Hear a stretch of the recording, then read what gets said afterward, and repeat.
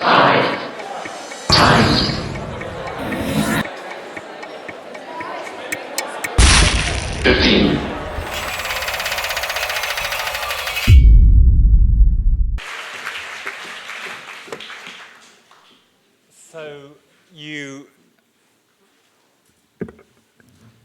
you take an object from your pocket and you put it down in front of you and you begin to tell a story.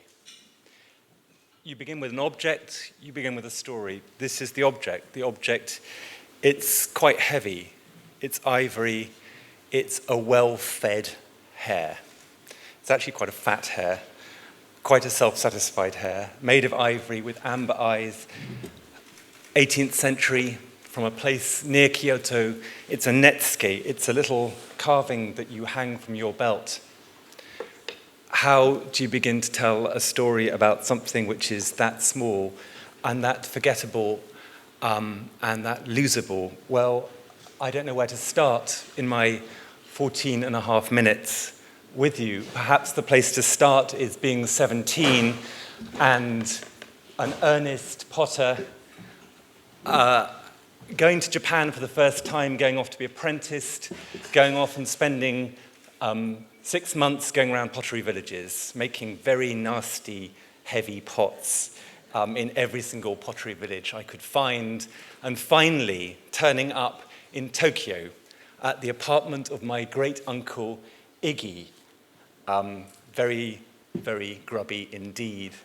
And great-uncle Iggy, in his late 70s at that point, an elderly Jewish gentleman, the Baron Ignace Efrisi, who had ended up in an apartment in Tokyo overlooking Tokyo Bay, a beautiful apartment with a Buddha in the middle of his study, books everywhere, and a whole wall, which was a glass wall, a vitrine, in which at night when he poured me my first ever whiskey sour, he pressed a button and it lit up, and it was full of 264 of these ridiculous little things, which I mustn't forget is here.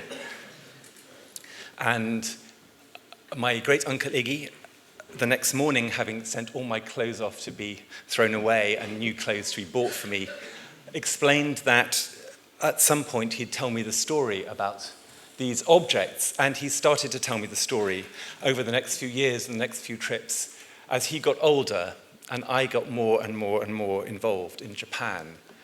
So perhaps the first place to start a story is Tokyo in the 1980s with an elderly Jewish gentleman. And he starts to tell me the story about how the netsuke, these collection of objects, brought him to Tokyo. He said that after the war, he was in England. He'd fought in the Second World War for the Americans, and he'd arrived in England to see his sister.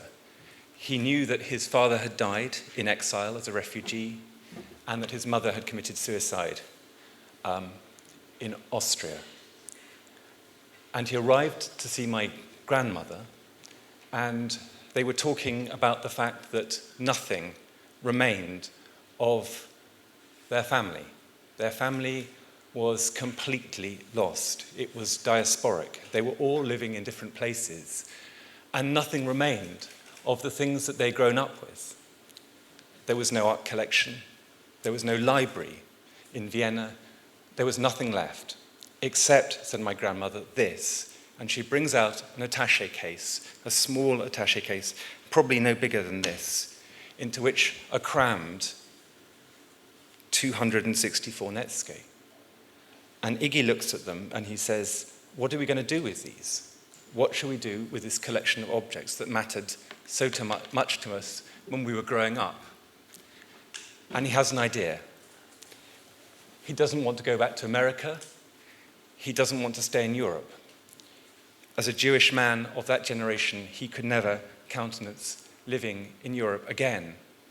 And he looks at the netsuke and he decides that he will take them home, that he will take them to Japan. And so in 1947, he takes that little attaché case of netsuke and he moves to Japan and he builds a house in Tokyo And there, with his Japanese partner, he builds a vitrine in his study, in this Japanese house. And he puts all the netsuke out. And he brings them back to Japan. And in Japan, these netsuke objects have an extraordinary life with him and his Japanese partner and their Japanese friends. Maybe that's the place to begin the story. Or perhaps the place to begin the story is further back, the place where Iggy started to tell me about where the objects really came alive, the place in Vienna where he and my grandmother grew up, which was a ridiculous palais on the Ringstrasse, because they grew up in the most ridiculous place you could imagine. They were very, very rich Jewish family who lived in a monstrous pink gold marble confection opposite the university, the Palais of Frussy. They were so rich that they had servants to wake them up in the morning, to look after them all day. They had horses in the courtyard to take them off to the Prater every single day. But in that ridiculous house that they grew up in, at the turn of the century, on the Ringstrasse, there was only one moment that they were allowed to see their mother. It was an extraordinary and attenuated life for a child. And they only saw their mother, this great socialite beauty, my great-grandmother, Emmy, for an hour in the evening as she was dressing to go out for dinner. She had every excuse to go out. She loved dressing up. She loved her lovers, of which there are extraordinary numbers, and which, from the correspondence after this book has come out, I discover from strange people in different parts of Europe, I have more cousins than I thought was possible. Really. And that is the only time they were allowed to see their mother. They were allowed into her dressing room. And in that dressing room was a vitrine, a glass cabinet, as tall as a tall man, in the rather wonderful words of my great-uncle Iggy. This tall. And on those glass shelves were the netsuke. And while my great-grandmother's maid Anna was dressing her, the key was turned in the vitrine, and the children were allowed to play with these objects, and they loved them. How can you not love something this small and so wonderful? And they are extraordinary. There are animals, and there are birds, and there are mythological creatures. There's any number of rats. There are erotic subjects which are just hilarious. There are wonderful things, and you can line them all up and look at them and weigh them in your hands, and you can make a whole world out of them. And you can have your favorites, which, if you're a child growing up, what do you want more than to have your favorite objects? But that's that magic hour on the Ringstrasse with your mother finally having time to talk to you as she gets dressed up and you play with a netsuke. So maybe that's an alternative place to begin the story. Or perhaps further back. Because that vitrine of netsuke, that this size, I have to do it with my hands, this size, doesn't begin in Vienna. It begins in Paris. It begins in Paris because the vitrine is given to my great-grandparents in Vienna by a favorite cousin in Paris, a favorite cousin, Charles Efrussi, a great art collector, a great writer on art, a great passionate animator of people and conversations, a man who was an early adopter of the Impressionists and arrives in paintings. He's at the back of Renoir's luncheon of the boating party. There he is in the back in his top hat, a man who adored buying things, rearranging them, collecting them, passing them on, a man who loved literature and music and was always in the opera, a man who had as his secretary Proust, which is why the first collector of the netsuke is Charles Swann. Swann is cousin Charles. And Charles loves everything to do with contemporary art. And so while everyone else is buying art to do with Japan and bringing it into their salons. He, on his beautiful new house on the Rue Monceau, the hill, Golden Hill, with his great salon, where he has a wonderful head of Donatello and a great Medici hanging, and pictures by Degas and Manet and Renoir, buys a whole vitrine of these little things to be passed around after dinner. But because he's a flâneur, because he's a man of the world, because he's someone who moves on and needs to go to the next opera, who needs to write the next thing about the next bit of art, he falls slightly out of love with these objects. And as Japonism gets old hat and people no longer like contemporary little Japanese objects to pass around, he decides that when my great-grandparents are getting married in Vienna, he will send them a present. And so while his brother sends a Louis XVI desk to them, and another brother sends a Bellini, now lost, Cousin Charles sends this thumping great vitrine with these little objects to these newlyweds on the Ringstrasse.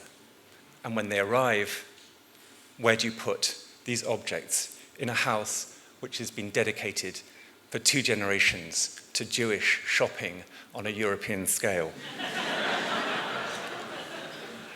You put them in your dressing room where your friends won't see them. So maybe that's the place you start the story of these little things. Or perhaps you go back even further. Because one of the problems for me about this journey into this inheritance of these funny, lovely, losable things has been stopping. I am a potter and I am a potter. I sound like AA. I am a potter and proud of it. I am a potter and I'm proud of it. And I have a life which isn't necessarily talking about Netscape. And to end the research so I could write the book, so I could write a book which is actually about identity and about loss and about who I am and about my father and about my children and about survival of stories. I have to make a choice in the end about whether to go back to the very beginning of where this Jewish family starts from, where they start to make their pact with assimilation, this pact that they make that they will survive in Europe as Jews by becoming invisible. And that is the moment they ship out from Odessa. So I go to Odessa. But when I'm in Odessa and I see their first ridiculous bling palais on the promenade, I realize that that's not good enough. Because, of course, they don't start in Odessa. They come from a shtetl, somewhere up in the Ukraine. So do I go back there? Or when I pick up my Netscape, I look underneath it, and it says Shosai, the maker of the Netscape. So should I go back to Kyoto, to the village outside Kyoto, and try and find the place where this Netscape begins? And at this point, I have no idea what to do at all. Thank you.